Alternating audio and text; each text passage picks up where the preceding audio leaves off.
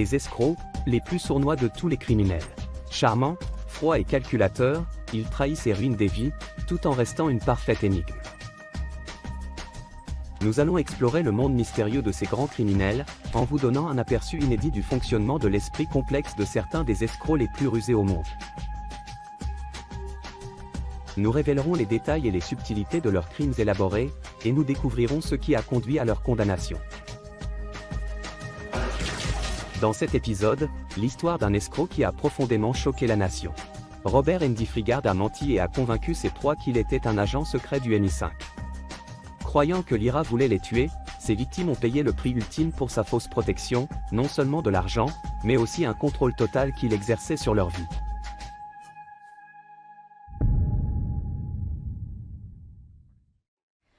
On ne peut pas nier que Robert Andy Frigard est un escroc hors pair. Pendant près de 10 ans, Robert Andy Frigard a transformé ses victimes en marionnettes, réalisant ses fantasmes malsains à la James Bond pour les séduire, les dénigrer et les humilier tout en acquérant une fortune d'1 million de livres sur leur dos. Je suis un espion du MI5, n'en parlez à personne. Il leur prenait de l'argent, oui. Ce n'était pas seulement une question d'argent, mais aussi de contrôle. Le jeu d'espion diabolique de Robert Andy Frigard était si impitoyable, sadique et cruel que la presse l'a surnommé le roi de l'arnaque. Il était un des meilleurs escrocs de Grande-Bretagne. À sa naissance, le 1er mars 1971, le tristement célèbre Robert Andy Frigard s'appelle simplement Robert Frigard. Il a grandi dans le Derbyshire. Et dès son plus jeune âge, il y avait une différence entre Frigard et les autres enfants de l'école. Son institutrice, Rita Taylor, s'en souvient parfaitement. Il semblait assez étrange par rapport aux autres garçons de la classe, je dois l'admettre.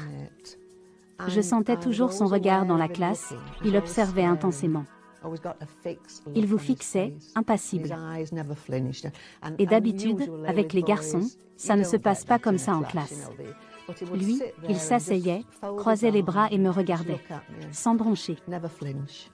Robert était un petit garçon charmant et très beau, avec ses cheveux bouclés. Et oui, il vous souriait lorsque vous passiez la porte, et il semblait pouvoir jouer avec n'importe qui s'il le souhaitait. Mais il a dit à son ami Michael qu'un jour il serait très important, et qu'il ferait quelque chose de très important dans sa vie. Frigard a quitté l'école à 15 ans sans diplôme et a passé une grande partie de sa jeunesse à travailler comme ouvrier. En 1992, sa première petite amie, Alison, a mis fin à leur relation après qu'il lui a volé 600 livres. Henry Frigard a manifestement commencé très tôt. La première relation qu'on lui connaît n'a pas été sans problème. Il a volé de l'argent à sa petite amie et a également été accusé de tentative d'enlèvement. Apparemment, il est devenu obsédé par elle. Il s'agit donc clairement d'un homme qui se sent supérieur et qui aime avoir le contrôle. Il veut contrôler ses finances, il pense qu'il en a le droit, il veut la contrôler. Les accusations portées contre Frigard n'ont jamais abouti à une peine privative de liberté. Et 1 an plus tard, en janvier 1993, le vagabond s'est retrouvé à travailler dans un pub de Newport. C'est là qu'il conçoit son personnage d'escroc, le personnage totalement fictif d'un agent secret du MI5 qui traque les cellules terroristes de l'IRA. C'est dans cette ville tranquille et ce pub sans prétention, que Frigard a préparé son escroquerie tordue, qui 10 ans plus tard, lui donnera le surnom d'escroc le plus diabolique de tous les temps. Le pub était fréquenté par John Atkins, Maria Andy et Sarah Smith.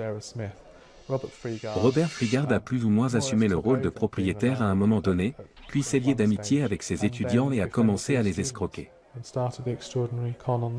C'est un groupe de personnes qu'il a rencontrées et chez qui il perçoit manifestement une certaine vulnérabilité. Vous savez, ils viennent d'une petite école d'agriculture. Il pense pouvoir les manipuler et il a raison. L'incroyable escroquerie de Frigard avait un fondement plausible dans le contexte de la société britannique de l'époque. En 1992, l'IRA a fait exploser 3 bombes à Londres, faisant 4 morts et 124 blessés. En décembre 1992, un mois avant que Frigard ne commence son jeu d'espionnage, l'IRA a fait exploser 2 bombes dans le centre-ville de Manchester, faisant 2 morts et 60 blessés. Même la ville de Newport, d'apparence tranquille, avait ses propres raisons d'avoir peur. La mort d'un étudiant de Harper Adams dans une embuscade a révélé qu'il était un trafiquant d'armes de l'IRA. La menace terroriste faisait partie de la vie quotidienne, et était bien réelle.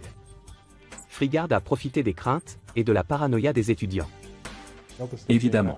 Dans une école agricole, vous avez accès à des engrais, qui sont les composants de base d'une bombe. Frigard n'était donc pas vraiment là en tant que propriétaire, il était là sous couverture en tant que propriétaire de pub, parce qu'il pouvait ainsi rencontrer les étudiants que le MI5 surveillait. Et il a beaucoup de chance à certains égards, car l'université a effectivement été utilisée par l'IRA. Donc il y a déjà une histoire plausible, il y a un atout pour lui, et de toute évidence, il l'utilise à très bon escient. Nous sommes en 1993. Nous savons très bien qu'à cette époque, l'IRA était très active dans cette région. Les terroristes de l'IRA inquiétaient, car le Royaume-Uni était la cible de leurs attaques. Et il a su en tirer parti. Il a exploité cette peur et ses effets ressentis à l'époque, et pendant une décennie, il l'a perfectionné, encore et encore. Il l'a maîtrisé.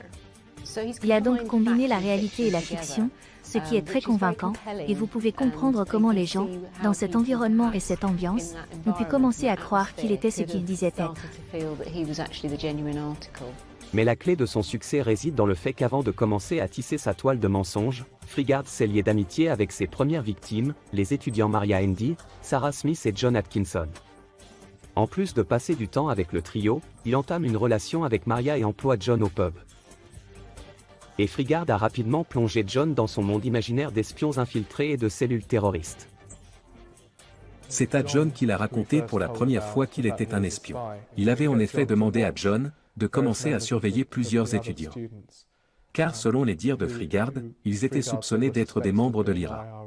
Il s'agissait de jeunes gens qui allaient à l'université, avec la perspective de travailler dans le milieu agricole, ce qui n'est pas le travail le plus passionnant au monde. Et soudain, vous avez un type qui dit « Je suis un agent du MI5, je travaille pour la branche spéciale ». Vous voyez, l'espionnage. Ils ont probablement regardé des films de James Bond. Et cela leur a probablement semblé assez prestigieux, assez fascinant, un monde tout à fait différent auquel ils n'auraient normalement pas eu accès. Le pouvoir de persuasion de Frigard a fonctionné sur John Atkinson. John a cru aux mensonges farfelus de son nouvel ami, et séduit par l'idée d'accomplir son devoir patriotique, il a accepté de rejoindre la croisade du faux James Bond. Mais la volonté de l'élève d'adhérer à cette fiction complexe a rapidement permis à Frigard de profiter du pouvoir que ces mensonges tordus lui conféraient. Il a entrepris d'humilier et d'abuser de John sous prétexte de s'assurer que l'étudiant était qualifié pour travailler en tant qu'espion sous couverture. Frigard a demandé à ses étudiants, en particulier à John, de participer à des cérémonies d'initiation et toutes sortes d'actions très étranges. En fait, à un moment donné, il l'a même frappé pour voir à quel point il était résistant. Aussi bizarre que cela puisse paraître, c'est peut-être sa façon de tâter le terrain, de voir jusqu'à quel point il peut manipuler et contrôler ces jeunes. Sa première victime, John, a été soumise à une série d'épreuves humiliantes, dont une grande partie concernait sa sexualité. Il devait s'habiller de manière efféminée et dire à d'autres personnes qu'il était homosexuel. Tout cela a beaucoup amusé Robert Andy Frigard, qui a sans doute aussi dû en tirer un plaisir sexuel. S'il vous dit le contraire, je pense qu'il ment. Frigard découvrait à quel point ces mensonges avaient une emprise sur John et utilisait ce contrôle de manière abusive. Ainsi, fort de son premier succès, Frigard s'est concentré sur les filles, Sarah Smith et sa nouvelle petite amie Maria Handy. Il allait les piéger avec son escroquerie du MI5. À venir, en plus des coups tordus et des jeux de pouvoir, Frigard utilise sa réalité déformée pour s'enrichir lorsqu'il transforme son escroquerie à la James Bond en quelque chose de beaucoup plus sinistre et dangereux. Ma couverture a été détruite. Votre couverture a été détruite parce que vous êtes lié à moi. Les tueurs à gages de l'IRA sont après vous, l'assassin est à vos trousses. Nous devons partir. Ce cas est, au sens propre du terme, unique. Robert Andy Frigard est l'escroc tordu qui a inventé le personnage d'un agent du MI5 pour soumettre ses victimes à ses moindres caprices et à tous ses ordres, en leur faisant croire qu'elles étaient traquées par l'IRA. C'était un professionnel. C'était un escroc professionnel. Ce n'est pas qu'un vol d'argent, mais aussi des morceaux de leur vie. Cet homme est un fraudeur, un psychopathe et un sadique. En 1993, Robert Frigard s'est lié d'amitié avec 3 étudiants en agriculture. il a réussi à envoûter l'un des étudiants avec ses mensonges. John Atkinson pensait que Frigard était un espion du MI5 qui surveillait les terroristes de l'IRA dans son université. Ayant le contrôle total de John Atkinson, les ambitions tordues de Frigard grandissent et il veut endoctriner les amis de John, Maria Handy et Sarah Smith, dans son monde déformé et fictif. Juste avant le début de leurs examens, il a dit à John que l'IRA avait découvert son existence. Et par association avec John, celle de Maria et de Sarah. John pense que sa vie, et par procuration celle de ses amis, est en danger de mort. En réalité, tout cela n'était que le fruit de l'imagination tordue de Frigard. Mais John, voulant sauver ses amis Sarah et Maria, a suivi les instructions perverses de Frigard en leur mentant et en leur disant qu'il était atteint d'un cancer en phase terminale. Frigard lui a ordonné de poursuivre en disant que sa dernière volonté était de partir en vacances avec elle. Les filles, dont l'ami était manifestement malade, voulaient participer, l'aider et passer du bon temps avec lui, ce que l'on peut comprendre. Mais une fois qu'ils ont tous quitté leur environnement familial, les lieux qu'ils connaissaient bien, il a pu commencer à leur mettre la pression. Frigard avait réussi à éloigner les 3 étudiants, John, Sarah et sa petite amie Maria, de leur zone de confort. Et maintenant isolés et loin de chez eux, il leur a raconté son mensonge le plus cruel jusqu'à présent, en prétendant que la véritable raison de leur voyage était que leur tête était mise à prix. Ils étaient poursuivis par des tueurs à gages de l'IRA, et ne pouvaient donc pas rentrer chez eux et devaient fuir. Tout ceci était un mensonge. Aussi audacieusement farfelu que l'histoire puisse paraître, Frigard a bénéficié d'une chance perverse. Sa révélation a été suivie quelques jours plus tard par l'attentat à la bombe de l'IRA à Warrington, qui a tragiquement tué 2 enfants. Isolés, apeurés et effrayés, les étudiants ont cru au cruel mensonge de Frigard. Et il a raconté un mensonge si extrême qu'ils ont probablement pensé qu'ils devaient le croire. C'était si insolite que ça ne pouvait qu'être vrai. Pourquoi quelqu'un se donnerait-il tant de mal ? Il leur a dit, en fait, j'ai perdu ma couverture. Votre couverture a été détruite parce que vous êtes liés à moi. Les tueurs à gages de l'IRA sont après vous, l'assassin est à vos trousses. Nous devons partir maintenant, nous devons aller dans un lieu sûr. C'est ainsi que vous leur donnez un ultimatum. Et ils seraient poussés à faire des choses, qui si vous preniez le temps de vous asseoir et d'y réfléchir à froid, sont manifestement ridicules. Mais vous n'avez pas le temps d'y réfléchir, vous êtes sous pression. Et la seule personne de confiance qui pouvait les aider, c'était bien cet homme. Et c'est ce qui leur a fait miroiter. Ils ne pouvaient aller nulle part ailleurs, ils ne pouvaient se tourner vers personne d'autre que lui à ce moment-là. Se cachant désormais à Sheffield, Frigard contrôlait totalement ses proies et pouvait commencer à gagner des sommes colossales sur le dos des étudiants grâce à ses mensonges. Frigard a expliqué aux étudiants que si le gouvernement finançait directement leur mission, la piste de l'argent pourrait mener l'IRA directement jusqu'à eux. Ainsi, jusqu'à ce que le danger soit écarté, les étudiants devaient contacter leur famille et mendier. Et les étudiants ont mendié comme si leur vie en dépendait. Au total, John Atkinson a fini par remettre 390 000 livres venant de sa famille, et Sarah Smith a donné à Frigard son héritage de 188 000 livres. Les étudiants ont été amenés à croire qu'ils seraient remboursés avec des intérêts, mais qu'en attendant, l'argent les aiderait à rester en sécurité et, plus important encore, en vie. En lisant les reportages sur l'affaire, on se dit, comment ont-ils pu se faire avoir comme ça?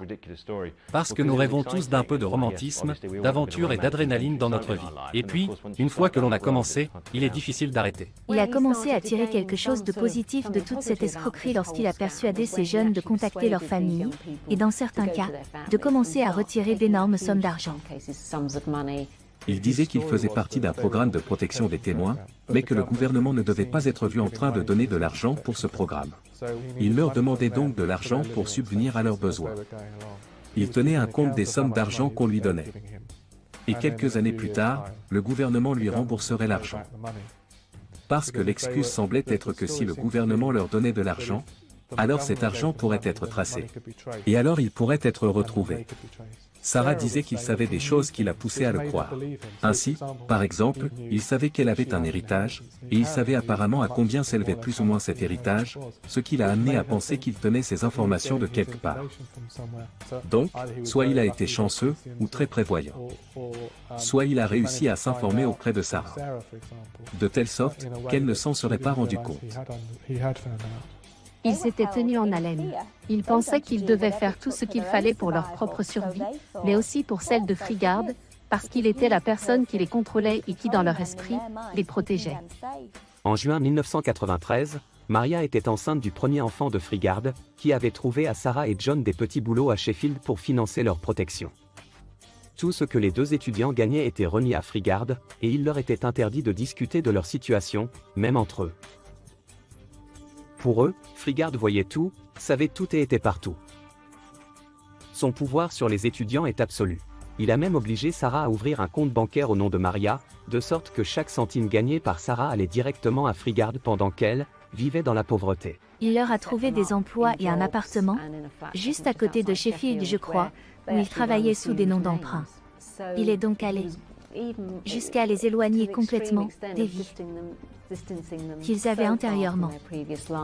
Ils en sont probablement arrivés au point où ils ont presque oublié ce qu'étaient ces vies. Ils vivaient complètement dans cette nouvelle vie qu'il avait créée pour eux. Sarah a exercé plusieurs emplois. Elle travaillait sous le nom de Maria Handy, et l'argent était versé directement sur un compte bancaire au nom de Maria Handy, sur lequel Frigard prélevait l'argent, car Maria n'était pas autorisée à avoir de l'argent pour elle-même. Frigard a également commencé à adopter un double nom, en incorporant le nom de famille de Maria Handy. Frigard n'a pas pris d'argent à Maria. Maria a vécu en tant qu'épouse de Frigard, prisonnière de leur appartement pendant que son amant lui mentait en disant qu'il était en mission pour le MI5. Maria a donné naissance au premier enfant de Frigard en 1994, et la cruauté de l'escroc à son égard s'est manifestée sous une forme totalement différente. La relation entre Maria et Andy Frigard présentera des caractéristiques communes à toute relation caractérisée par la violence domestique. Elle est contrôlée. Elle marche, très probablement sur des œufs, et se demande ce qu'il faut faire pour qu'ils soient heureux, mais elle pense aussi que le fait de le rendre heureux la maintient en vie. C'est très, très puissant. La pauvre fille était sans doute complètement désorientée à ce moment-là. Elle a aussi des enfants avec lui. Elle veut aussi garder ses enfants en vie. Elle se trouvait dans une situation impossible à bien des égards. Maria étant complètement isolée de ses deux amis, Frigard ne tarde pas à décider de séparer Sarah et John. Frigard a envoyé John dans le Derbyshire et Sarah est restée à Sheffield. Les proies de Frigard étaient désormais isolées et seules. Il les avait exactement là où il voulait. Des marionnettes pour nourrir son ego et financer ses fantasmes. Les étudiants étaient tellement dépendants et effrayés que Frigard pouvait vivre indéfiniment ses illusions tordues du MI5, en profitant du pouvoir et des fonds que les étudiants lui donnaient. Au cours des 5 années suivantes, Sarah et John travaillent dans l'ombre, tandis que Maria vit pratiquement recluse, et élève les 2 enfants de Frigard. Le faux espion avait fait l'incroyable, il avait manipulé et abusé de 3 adultes intelligents, jusqu'à ce qu'il les tienne complètement sous son emprise. Une fois qu'il a eu ces jeunes étudiants sous son contrôle, le fait qu'il fasse ce qu'il leur demandait, quoi qu'il leur demande, le fait qu'il ait ces marionnettes qu'il pouvait contrôler, ça a dû lui donner une impression d'autorité absolue. Tout ce qui l'intéressait, c'était ce qu'il obtenait.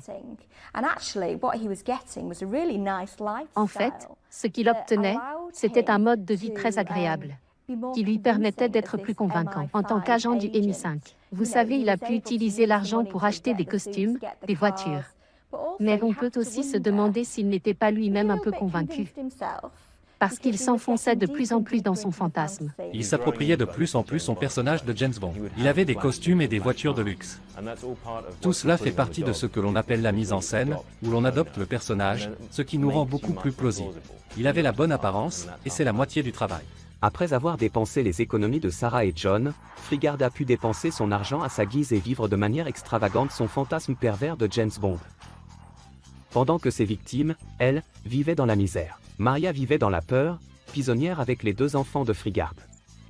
Parallèlement, craignant pour leur vie, John et Sarah essayaient d'être invisibles, de ne pas se faire remarquer. Il faut tenir compte de l'aspect psychologique. Que leur a-t-il refusé? Il leur a refusé l'accès à leur famille. Il leur a refusé l'accès à leurs amis.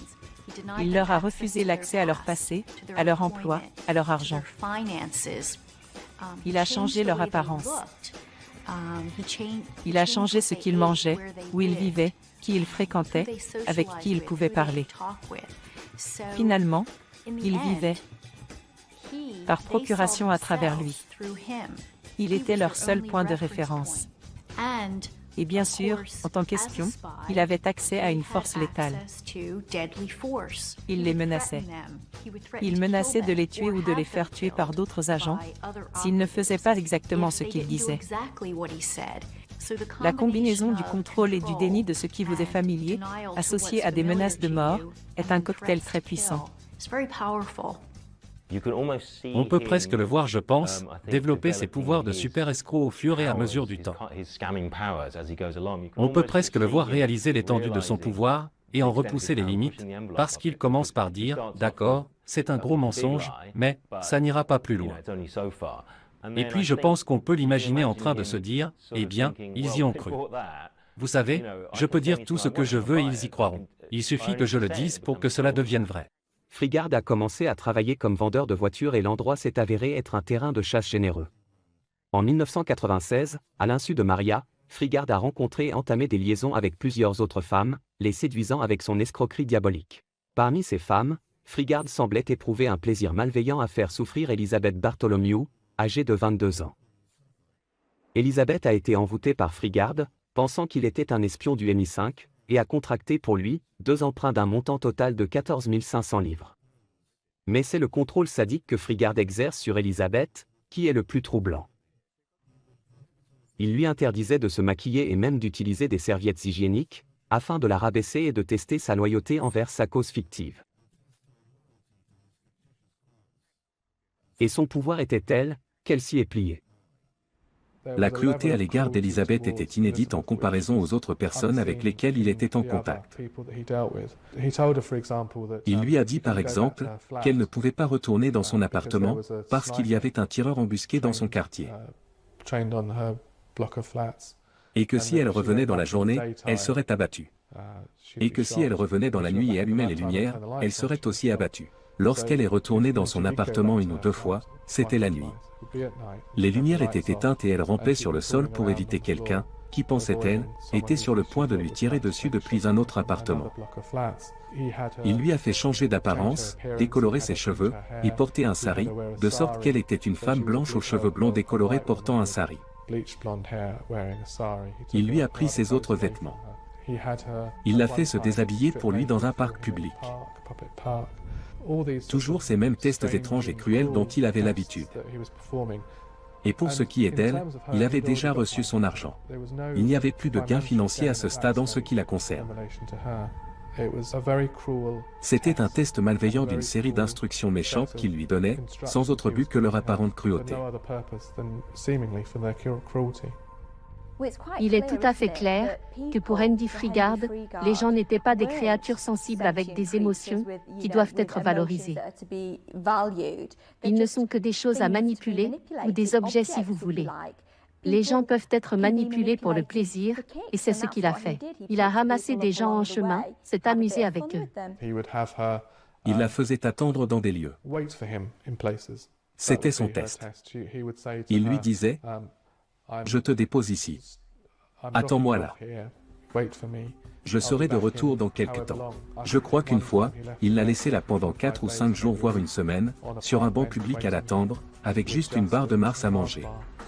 Il faisait la même chose avec Sarah. Il lui demandait d'attendre. De l'attendre à un endroit précis. Une fois, Frigard a même conduit Sarah à l'aéroport et l'a laissée sur place en lui demandant de l'attendre. Frigard ne revient que 3 semaines plus tard. Et Sarah, obéissant à celui qu'elle croit être un espion, doit dormir à la dure dans l'aéroport et se débrouiller pour se nourrir. La cruauté de Frigard devenait infinie. Elle n'avait ni limite ni contrôle. Elle a longtemps été sans domicile fixe. Il l'a fait attendre. Elle attendait à l'aéroport d'Heathrow, elle vivait là, se déplaçait, et se faisait déplacer par les agents de sécurité. Elle a donc été très isolée, et a été écartée de sa famille. Son père était très méfiant, il ne croyait pas du tout Frigard, probablement depuis le début, et a lancé un certain nombre d'enquêtes sur lui, auxquelles Sarah a été chargée de mettre fin. Car elle mettait en péril leur couverture. À venir, alors que Frigard piège de nouvelles victimes avec son arnaque tordue du MI5, il a également déclenché une réaction en chaîne d'événements qui l'ont mené à sa perte. Scotland Yard avait une équipe, en fait plusieurs équipes de surveillance, stationnées dans tout l'aéroport d'Heathrow à la recherche de Frigard. Robert Andy Frigard est probablement l'escroc le plus sophistiqué et le plus sinistre que j'ai jamais rencontré au cours de ma carrière. Robert Andy Frigard a redéfini le terme d'escroc en termes d'ampleur, d'ambition, de cruauté et de malice. Il s'agissait d'un agent du MI5 qui était menacé par l'Iran. Beaucoup de femmes disaient qu'il était un très bon amant. Il est attirant pour les femmes, mais aussi pour les hommes. Il a la capacité d'attirer les gens. C'était un excellent manipulateur. En 1998, Frigard avait contrôlé et escroqué Sarah Smith, John Atkinson et la mère de ses enfants, Maria Andy, pendant 5 ans. Mais cette année-là, il a perdu le contrôle de John, un homme qui en l'espace d'une demi-décennie avait donné aux faux espions, qui croyait-il le protégeait, environ 400 000 livres venant de sa famille. Lorsqu'il demandait de l'argent à sa famille, John Atkinson leur avait toujours promis qu'il avait rencontré les supérieurs de Frigard. Mais en réalité, il n'avait vu qu'un seul homme, le diabolique Frigard. Après 5 ans, John a finalement avoué la terrible vérité à sa famille, qu'il a alors convaincu de rentrer chez lui. Mais il était apparemment trop choqué et trop effrayé pour aller voir la police. L'inquiétant contrôle de Frigard était toujours en place. L'un des aspects intéressants de l'histoire est ce contrôle qui lui a été très utile, car il comprenait un système de pression en bloc. Le système est un élément de l'escroquerie dans lequel on intègre quelque chose qui empêche la victime d'aller voir la police. Et donc ce système était incorporé dans l'escroquerie, car son histoire entière était que leur vie était en danger. Ils devaient rester sous couverture. Ce sont les services secrets, alors bien sûr ils ne pouvaient pas détruire leur couverture, ni aller voir la police. Si Frigard a perdu John, il peut toujours s'amuser avec Sarah et Maria, ainsi que son nouveau jouet, Elizabeth. Ses victimes étaient éparpillées dans tout le Royaume-Uni, à lui donner de l'argent et lui obéir. En 2000, Frigard travaillait comme vendeur de voitures à Londres, et il n'a pas tardé à trouver sa prochaine victime, Renata Kister. Il travaillait pour un concessionnaire et elle est venue acheter une voiture. Il lui a ensuite demandé d'investir dans un certain nombre de voitures différentes, parce qu'il avait l'intention de créer une sorte de parc automobile. Il a probablement pris environ 20 000 livres à Renata. Il a donc fait travailler Sarah pour Renata, tout en lui disant que Sarah était sud-américaine, qu'elle ne parlait pas un mot d'anglais et qu'elle était témoin, je crois, dans un procès pour trafic de drogue, et qu'elle était infiltrée pour cela. Et Frigard a commencé à jouer encore plus de jeux avec ses victimes et ses maîtresses. Bien qu'il ait obtenu la totalité du fonds fiduciaire de Sarah Smith, Frigard a continué à abuser cruellement d'elle, tout en se faisant passer pour un espion infiltré. Elle a également séjourné dans une maison, où elle était enfermée dans la salle de bain. En fait, Renata était en bas, dans une autre partie de la maison. Je pense qu'il lui a dit qu'il y avait quelqu'un d'autre en bas, mais qu'il ne devait pas se voir, car cela compromettrait sa sécurité et sa couverture. Elle était dans une salle de bain pendant des jours, à boire de l'eau et manger la nourriture qu'il lui donnait. Fin 2001, la relation de longue durée entre Frigard et Maria Andy a pris fin. Maria vivait comme une recluse, en élevant les 2 filles qu'elle avait eues avec Frigard. Après 8 ans de peur et de tourments, Maria s'est finalement réfugiée chez ses parents après que le faux espion l'ait violemment attaquée. Mais Frigard avait encore Elizabeth, Renata et Sarah à manipuler pour l'argent, le sexe et ses jeux de pouvoir tordus. Mais Frigard avait séduit une autre femme, une avocate londonienne du nom de Caroline Cooper. Après une idylle fulgurante, Frigard a séduit Caroline par son charme et ses mensonges, et elle a cru comme beaucoup d'autres de ses victimes, qu'elle allait devenir sa femme. En réalité, il se servait d'elle pour alimenter et financer son fantasme, volant 14 000 livres sur son compte de la société de crédit immobilier, et empruntant également des milliers de livres, sans avoir l'intention de les rembourser. Les femmes avec lesquelles Robert Andy Frigard a eu des relations étaient loin d'être stupides. Vous savez, elles étaient intelligentes, c'étaient des professionnels. Je pense que certaines ont vraiment cru aux mensonges, et je crois que ce sont elles qui ont été maintenues dans une sorte de peur. Mais pour d'autres, elles ont été séduites et elles ont ensuite commencé à douter. La famille de Caroline commençait à s'inquiéter de son futur gendre. Et Robert Andy Frigard, dans le but de les rassurer, a commis l'irréparable, l'erreur tout à fait inexplicable qui allait le conduire à sa perte. Frigard a donné avec confiance à la famille de Caroline Cooper le numéro de téléphone d'une personne qui pouvait se porter garante de sa bonne moralité et de sa fiabilité. Mais la référence qu'il leur a proposée était le père de Maria Andy, un homme qui pendant 8 ans a assisté impuissant à la manipulation, la maltraitance physique et morale de sa fille par le faux espion du MI5. Évidemment, il ne s'est pas porté garant. Lorsqu'ils sont allés le voir et ont demandé « Que pensez-vous de ce type Freegard ?», il n'a probablement pas été très élogieux, ce qui a mis fin à la relation. Mais bien sûr, il est revenu sur sa parole, il a pris l'argent de Caroline et ne le lui a pas rendu. Elle s'est alors adressée à la police. Et après un certain temps, elle a réussi à les persuader qu'il s'agissait d'un délit et non pas d'une simple dette civile. Et bien sûr, elle a ensuite fourni une connexion entre elle et Maria, ce qui a permis à la police de suivre la piste et de parler avec cette dernière. Puis, de Maria, ils sont passés à Ian Peter Smith, le père de Sarah Smith. Il a donc créé la chaîne qui l'a piégé. L'étrange erreur de Freegard a créé une réaction en série. Il n'était absolument pas au courant de l'enquête. En septembre 2002, Freegard est passé à sa dernière victime connue, une psychologue pour enfants américaine vivant au Royaume-Uni, Kimberly Adams, qui avait été séduite par ses récits palpitants d'espionnage sous couverture. This fantasy appealed to her. Ce mensonge, la séduite, et le charme et l'image de James Bond qui l'accompagne, l'ont fait tomber amoureuse de lui. Tout était merveilleux, parce que les espions vont dans de très bons restaurants, conduisent des voitures de luxe, vous achètent des cadeaux très chers, vous emmènent en voyage le week-end. Mais une fois qu'elle s'est impliquée dans sa vie, et qu'elle a accepté le fait qu'il était un espion, qu'elle allait vivre une vie avec un espion, tout cela a changé radicalement.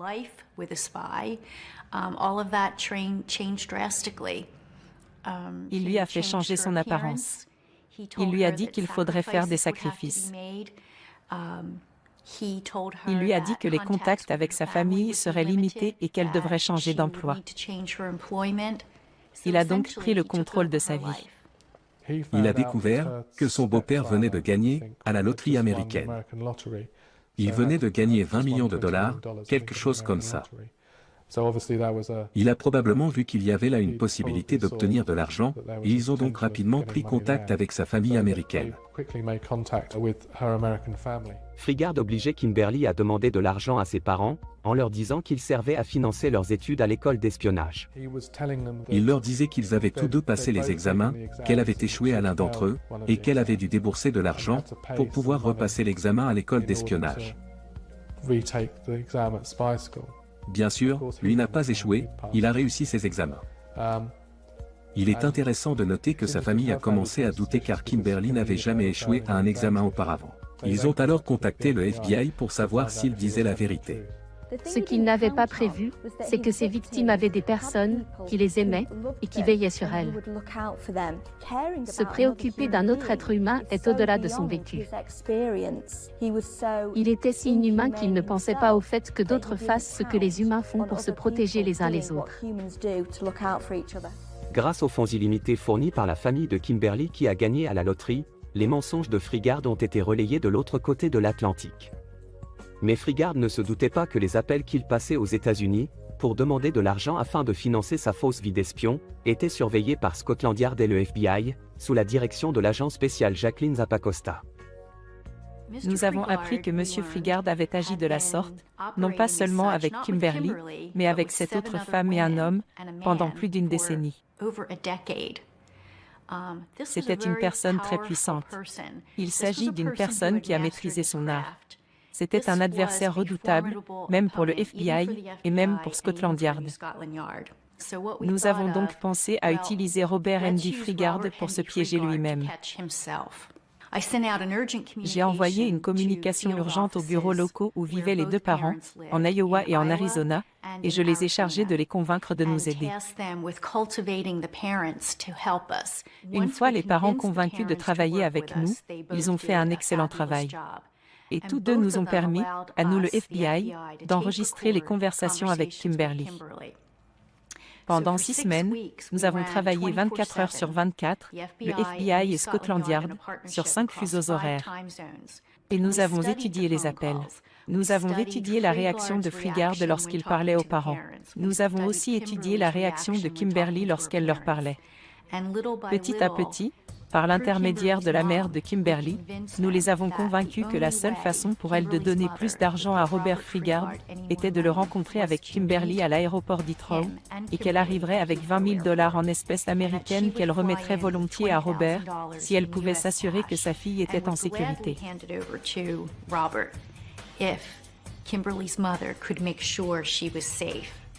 Nous avons donc lancé l'appât. Freegard a mordu à l'hameçon. Les forces américaines et britanniques doivent assurer le succès de l'opération et de la sécurité de la mère de Kimberly sans éveiller les soupçons de l'escroc du MI5.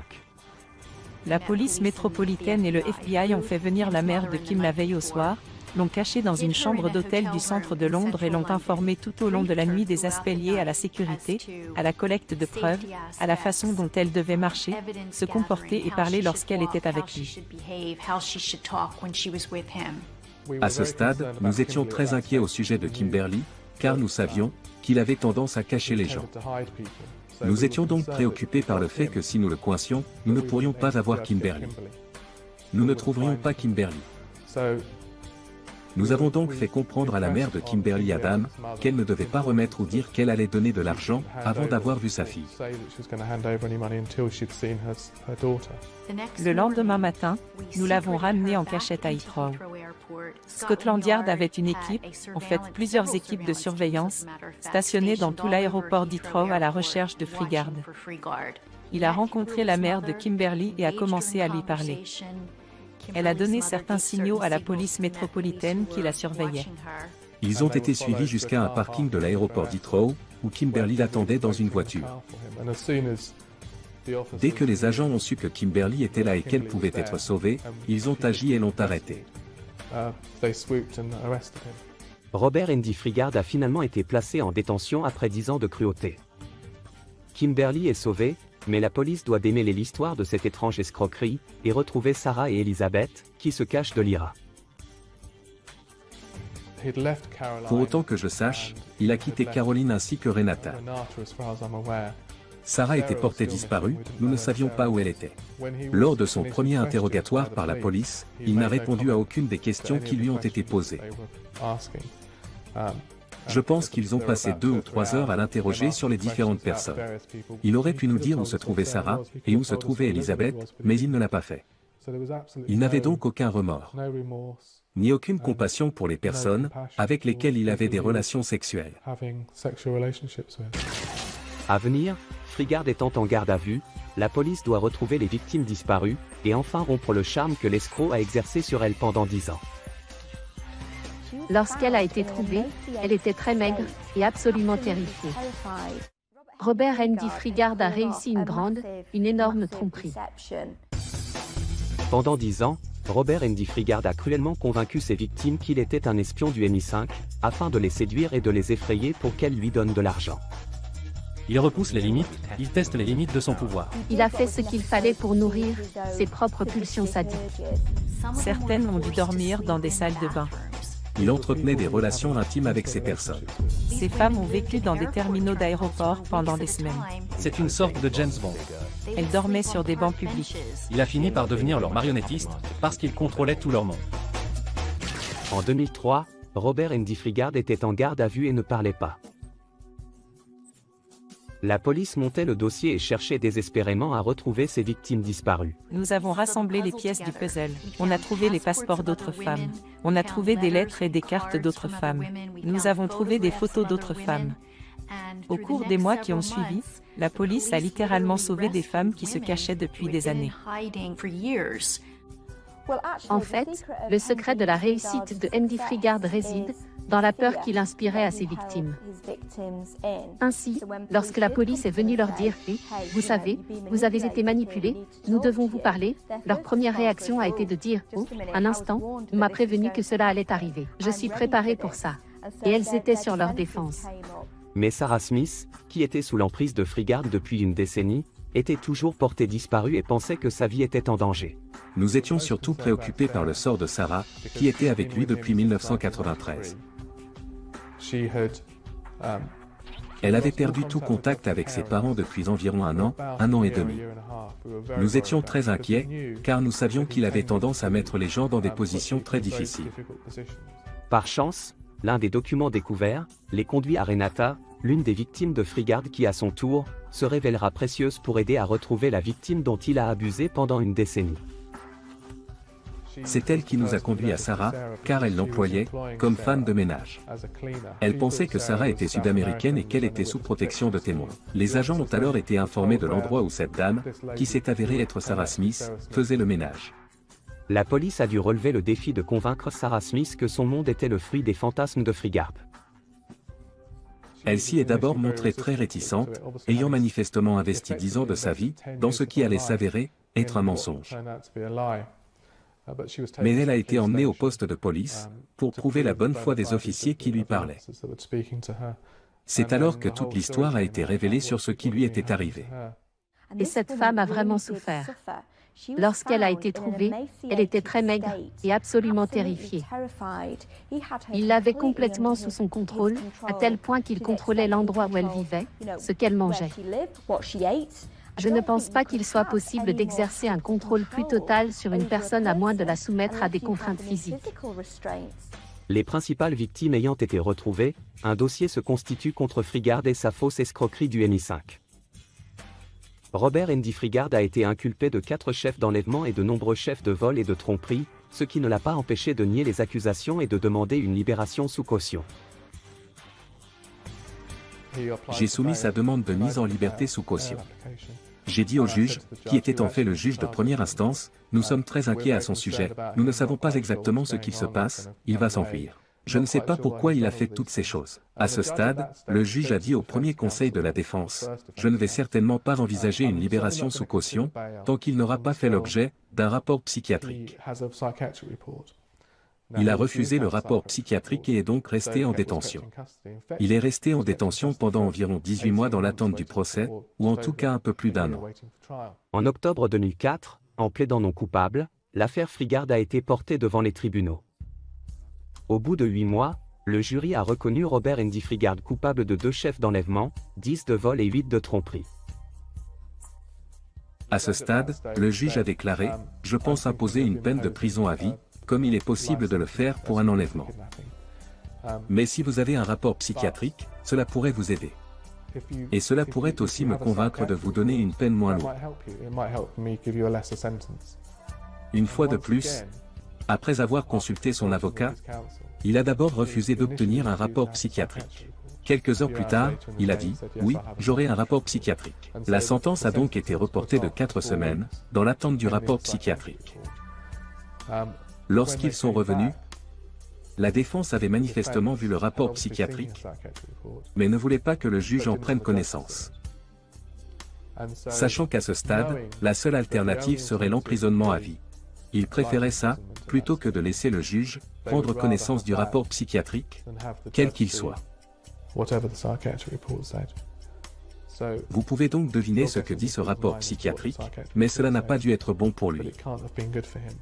Le contenu du rapport psychiatrique reste un mystère complet. La condamnation à perpétuité a été une victoire en demi-teinte, mais de courte durée.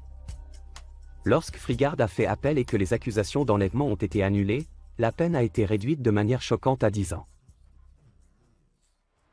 Les accusations d'enlèvement ont été abandonnées parce que Andy Frigard n'a pas utilisé de menottes, de serrures et de clés, ni de cordes pour lier les gens. Mais ce qu'il a utilisé, ce sont ses talents de manipulateur pour maintenir les gens dans des liens psychologiques très étroits, ce qui n'est pas rien. Je pense que ces liens psychologiques sont tout aussi graves que des cordes ou des liens. En fait, je pense que les dégâts qu'il a causés sont absolument inimaginables. Ces personnes sont probablement encore attachées et empêtrées dans une sorte d'emprise de sa part. Mais la loi ne l'entend pas ainsi.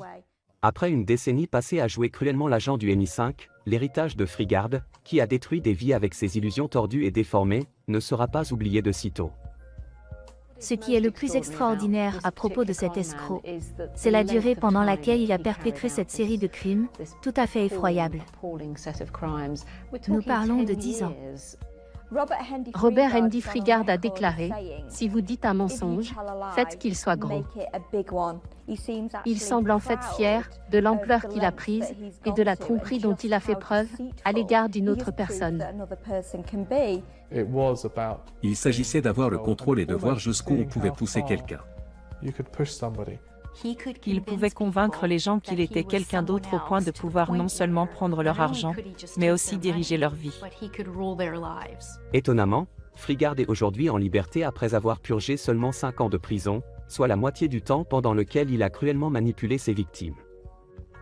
Les victimes de Frigard reconstruisent leur vie. Sarah Smith a entamé une carrière de photographe et John Atkinson est désormais enseignant.